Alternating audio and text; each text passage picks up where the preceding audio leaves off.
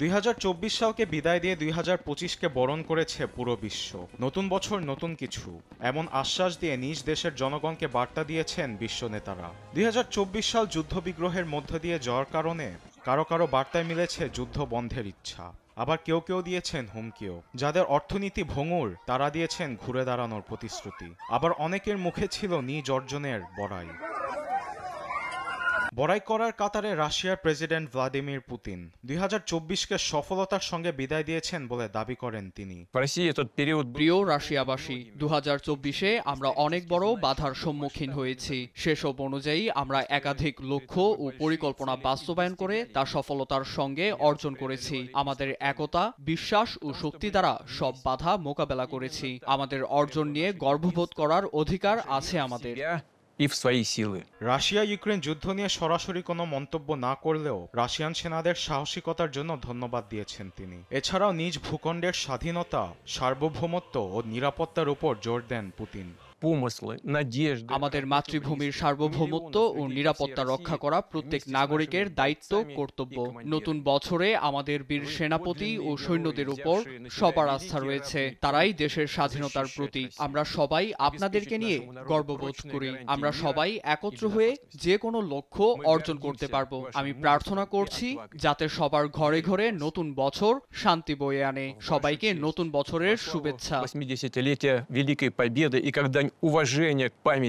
অন্যদিকে ইউক্রেনের president Vladimir Zelensky দিয়েছেন অন্যরকম বার্তা। নতুন বছরের শুভেচ্ছা জানানোর পাশাপাশি কঠোর হাতে রাশিয়ার আগ্রাসন প্রতিহত ও যুক্তরাষ্ট্রের সঙ্গে সম্পর্ক উন্নয়নের আশা জানান তিনি। 2025-এ দেশে শান্তি ফিরিয়ে আনতে আমাদের রাশিয়াকে যে কোনো মূল্যে দমন করতে হবে। ইউক্রেনবাসীর দাবি এটি। ইউক্রেন দখলে নিলে রাশিয়া মিসাইল ও ট্যাঙ্ক নিয়ে পুরো ইউরোপে ছড়িয়ে পড়বে। যুদ্ধের শুরু থেকে প্রেসিডেন্ট জো বাইডেন ইউক্রেনের পাশে আছে বলে জানান জেলেনস্কি। নবনির্বাচিত প্রেসিডেন্ট ডোনাল্ড ট্রাম্প থেকেও একই সহযোগিতা আশা রাখছেন বলে জানান তিনি। ডোনাল্ড ট্রাম্প যুদ্ধ সমাপ্তির মাধ্যমে পুতিনের আগ্রাসন বন্ধ ও শান্তি নিশ্চিত করতে পারবেন, এতে আমার কোনো সন্দেহ নেই। যুক্তরাষ্ট্রের সঙ্গে আমরা রাশিয়াকে যুদ্ধাবসানে সহজে বাধ্য করতে পারব। এতে আমাদের সবাইকে এক হয়ে রাশিয়ার বিরুদ্ধে রুখে দাঁড়াতে হবে। নতুন বছর সবার জন্য মঙ্গল বয়ে আনুক। ইউক্রেনের জয় হোক। 2024কে বিদায় দিয়ে 2025-এ পদার্পণের শুভেচ্ছা বার্তা দিয়েছেন চীনের প্রেসিডেন্ট শি জিনপিং। বিগত বছর সাফল্যের পাশাপাশি এসেছে অনেক বাধা, এমনটিই জানান তিনি। তবে অর্থনীতি, যোগাযোগ, পরিবহন ও ব্যবসায়িক দিক থেকে চীনের বড় অগ্রগতির জন্য জনগণকে ধন্যবাদ দিয়েছেন জিনপিং।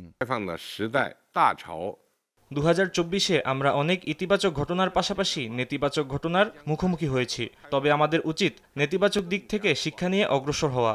এবছর আমাদের জিডিপি 130 ট্রিলিয়ন ইউয়ান ছেড়ে যাবে। শস্য উৎপাদন 700 মিলিয়ন টন ছাড়িয়েছে। প্রথমবার আমরা 10 মিলিয়ন এনার্জি যানবাহন তৈরি করেছি।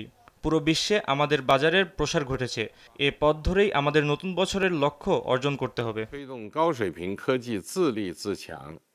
নতুন বছরের শুভেচ্ছা জানিয়েছেন জার্মানির চ্যান্সেলর ওলাফ স্কোলস সহ গুরুত্বপূর্ণ রাজনৈতিক ব্যক্তিরা। 2025 মার্কিনীদের জন্য মঙ্গলজনক হবে বলে আশাবাদী প্রেসিডেন্ট জো বাইডেন। আর নতুন বছরে নতুন অধ্যায় শুরু হবে বলে শুভকামনা জানিয়েছেন নবনির্বাচিত প্রেসিডেন্ট ডোনাল্ড ট্রাম্প।